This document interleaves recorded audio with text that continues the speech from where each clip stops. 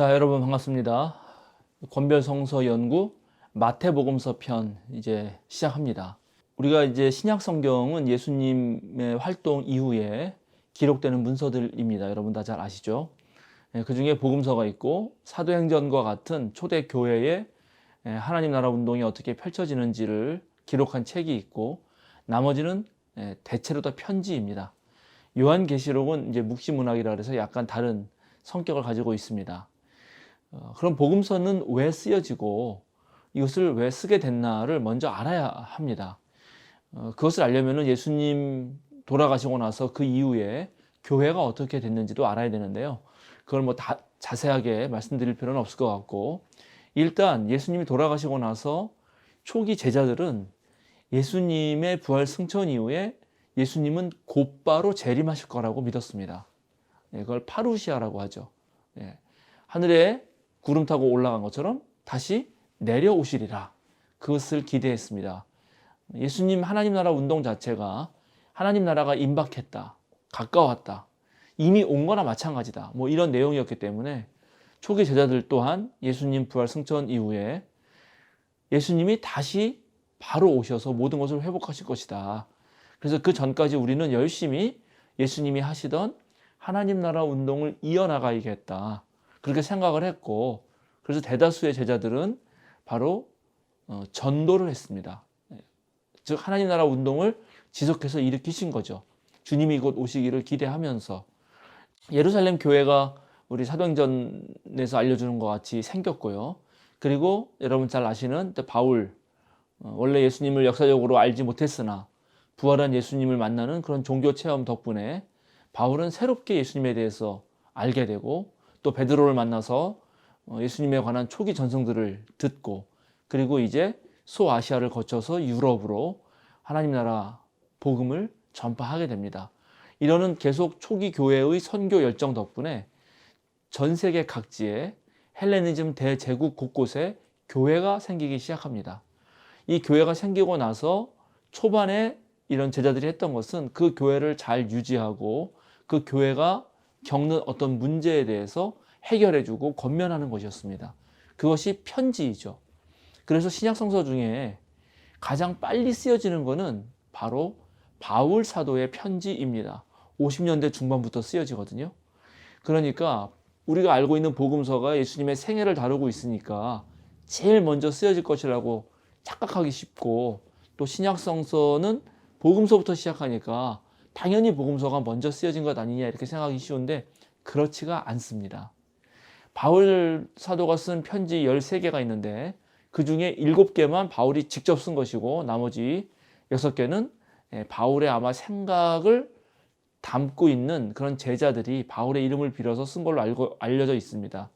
근데 바울의 진정서신, 바울이 직접 쓴 편지에는 초대교회의 이야기, 예수님의 그런 역사적 이야기가 단 한 줄도 나오지 않습니다. 그러니까 복음서의 내용이 바울 편지에 인용되지 않고 있습니다. 그런 상황들을 봐서도 뭐 우리가 알지만은 그것은 당연합니다. 왜냐하면 복음서가 바울의 편지 이후에 쓰여졌기 때문입니다. 그러면 초반에 편지를 쓰고 교회를 다독이고 선교를 하던 제자들이 왜 복음서라고 하는 문학 양식이 필요했느냐 하는 것입니다. 우리에게는 4개의 복음서가 있죠. 4개의 복음서 중 오늘날 광범위한 학자들이 동의하는 최초의 복음서는 바로 마가복음서입니다. 마가복음서는 69년 말에서 70년 초 이 어간에 쓰인 것으로 대다수의 학자들이 동의하고 있습니다. 그런데 아까 제가 말씀드렸듯이 바울 사도의 편지가 50년대 중반부터 쓰인다고 했잖아요. 그러니까 바울은 60년대에 아마 죽은 것으로 우리는 생각하고 있는데요. 바울이 죽은 다음에 복음서가 쓰이는 것이란 말이죠. 그러니까 당연히 바울 사도의 편지에는 복음서의 글들을 인용하는 것이 없는 것입니다. 어쩌면 복음서 저자들이 바울의 편지를 알았을 확률이 더 높습니다. 몰랐을 수도 있지만 그런 거죠. 그러면 복음서를 왜 갑자기 쓰게 됐는가? 그 이유는 첫 번째, 바로 예수님과 함께 거닐었던, 그 갈릴리 호숫가를 거닐었던 첫 제자들, 예수님의 하나님 나라 운동을 목격했고 예수님의 삶을 직접 보았고 예수님의 가르침을 들었던 그 첫 제자들이 이제 하나 둘씩 순교하고 또 나이가 들고 그래서 죽었기 때문입니다. 이제 더 이상 예수님 이야기를 들려줄 사람들이 점점 없어지는 거예요. 그러니까는 그런 이야기들을 입에서 입으로 전했을 때 혹시 잘못 전하는 것이 있거나 뭔가 왜곡되는 것이 있으면 그것을 바로 잡아주기 위해서는 그 첫 제자들에게 물어봐야 되는데 그분들 자신이 지금 사라지기 때문에 이제 도대체 예수님 얘기를 들을 때가 없어지는 거죠. 그리고 초반의 그 믿음, 예수님이 곧 재림할 거라고 생각했으나 예수님은 그때 시작까지 재림하지 않았고 지금까지도 다시 오지 않으셨죠. 그러니까 예수님의 재림이 점점 지연된다고 하는 것입니다. 점점 늦춰지는 거예요. 예수님은 오시지 않는 상황에서 예수님의 말씀과 삶을 전해 주어야 하는 첫 제자들은 전부 다 이제 하나 둘 떠나고 있고 60년대가 되면 베드로와 바울 그리고 다 그렇게 제자들이 다 죽죠. 성경에 등장하는 가장 중요한 인물들이 죽습니다. 이미 40년대에 칼리귤라 박해 시절에 세베대의 아들 야고보가 먼저 처형당했고요. 아마도 그때 요한이 죽었을 확률이 사실 높습니다. 물론 일반 교인들이 알기에는 요한이 끝까지 살아남아서 요한계시록까지 썼다 이렇게 알고 있는데 그거는 사실과는 다릅니다. 요한계시록을 쓴 분은 사도 요한이 아니고 장로 요한이고요. 전혀 다른 사람입니다. 요한복음서조차도 요한복음서 12장까지는 요한이란 이름으로 나오다가 13장부터는 갑자기 예수께서 사랑하시는 제자, 영어로 beloved disciple 이라고 하는 제자가 등장합니다. 그래서 그 제자가 요한과 동일 인물이라고 생각하는 학자들도 있지만 그렇지 않다고 생각하는 학자들도 많이 있습니다. 왜냐하면 요한복음서 자체가 서너 번의 개정을 통해서 새롭게 만들어졌고요. 사실은 요한복음서 여러분 읽어보면 20장에서 끝나는데 21장을 또 덧붙이고 있거든요. 그런 방식으로 요한복음서는 여러 번 개정됐고 맨 마지막 요한복음서 우리가 보고 있는 요한복음서는 아마 100년 이후에 100년이 넘어가서 쓰였을 확률이 무척 높기 때문에 그때까지 사도 요한이 살아있을 수는 없었기 때문입니다. 어쨌든 그래서 이제 첫 제자들이 점점 죽고 예수님의 재림은 오지 않고 이제 새롭게 막 생겨나는 교회에 들어오는 다양한 교인들에게 예수님이 어떤 분인가를 체계적으로 알려줄 필요가 있었습니다. 그런 목적 때문에 이제 복음서가 쓰이는 것입니다. 그때까지만 해도 복음서가 지금 우리가 알고 있는 마가복음서, 마태복음서, 누가복음서, 요한복음서 같은 모양으로 있지 않고 예수님에 대한 단편적 기억들, 즉 예수님의 말씀하신 말 중에 기억에 남는 것들 있잖아요. 사람이 안식일을 위하여 있는 것이 아니라 안식일이 사람을 위하여 있다.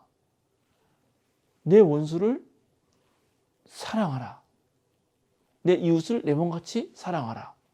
뭐 이런 예수님의 격언들, 이런 말들이 기억되고 있었고 또 예수님이 기적을 베풀었던 이야기들, 무리를 잠잠케 한다든지 물리를 걸으셨다든지 그 다음에 병자를 고친 이야기들, 또 귀신을 쫓아낸 이야기들, 이런 기적 이야기들, 치유 이야기들이 또 계속 사람들 사이에서 회자되고 있었고 또 특별히 예수님의 순환 이야기, 예루살렘으로 올라가는 여정부터 시작해서 예루살렘에서 어떤 일을 당하셨는지 그런 순환 이야기들이 사람들에서 입에서 입으로 구전되고 있었지만 그것들이 하나의 지금 복음서라고 하는 양식으로 그렇게 기록된 문서로 있지는 않았던 거죠. 그래서 이제 최초의 복음서 저자인 마가복음서 저자는 누군지는 모릅니다. 우리가 편의상 마가복음서라고 부르지만 마가복음서 저자는 그런 다양한 이야기들을 모아서 이제 이 초기 공동체에게 예수님을 알려주어야겠다라는 마음을 먹게 되는 것이고요. 특별히 마가복음서는 아까 말씀드렸듯이 69년과 70년 그 어간에 쓰였기 때문에 그때는 유다 로마 전쟁이 한참 벌어지고 있을 때입니다. 그러니까 유대라는 나라가 지금 로마와 싸움하면서 거의 절체절명의 위기에 놓인 상황에서 또 많은 사람들이 핍박을 당하면서 그리스도 공동체를 유지하는 그런 교회의 산물이었기 때문에 특별히 예수님의 순환 이야기가 유독 깁니다. 마가복음서 8장부터 거의 반에 해당되는 것이 예수님이 예루살렘으로 올라가는 이야기로부터 해서 예수님이 순환당하시는 이야기인데, 그 거대한 순환 이야기를 기본으로 하고 그 앞에 예수님의 기적과 표적과 그다음에 예수님의 가르침들을 집어넣는 방식으로 마가복음서를 구성하게 되는 거죠. 예, 그렇게 해서 복음서들이 쓰인 이유는 간단하다. 이제 교회가 시간이 흘러가면서 예수님을 기억하게 하고, 예수님은 이런 분이셨다, 예수님이 어떤 일을 하셨는지를 알려주기 위해서 복음서들이 제작되고 있는 것이다 라고 말씀드립니다. 자, 다음 주에도 한 번 더 복음서 설명을 더 해야겠는데요. 왜냐하면 우리에게는 복음서가 4개나 있기 때문에 그렇습니다. 사실은 4개보다 훨씬 더 많았습니다. 예수님의 어린 시절 이야기 있는 복음서도 있고요. 빌립의 복음서도 있었고, 유다 복음서도 있고, 도마 복음서도 있고, 막달라 마리아 복음서도 있었고, 에비온파의 복음서도 있고, 상당히 많은 복음서가 있었습니다. 1세기 당시에는. 그러나 지금 우리에게 전해져 오는 정경으로서의 복음서는 4개이죠. 나머지는 정경에 들지는 못했습니다. 그런데 그 4개 말고도 엄청 많은 복음서가 있다는 이야기는 초대 그리스도인들이 예수님에 대해서 많은 이야기를 남기고 싶어 했다는 사실을 알게 됩니다. 그래서 이제 그런 다양한 복음서를 서로 견주고 비교했을 때 예수님의 온전한 모습을 그릴 수가 있기 때문에 다음번 강의에서는 이 4개의 복음서가 서로 어떤 연관이 있는지, 특별히 복음서 문제라고 하는 그 부분을 다루고 마태복음서에 대해서 간략하게 소개하도록 하겠습니다. 그럼 여러분 감사합니다.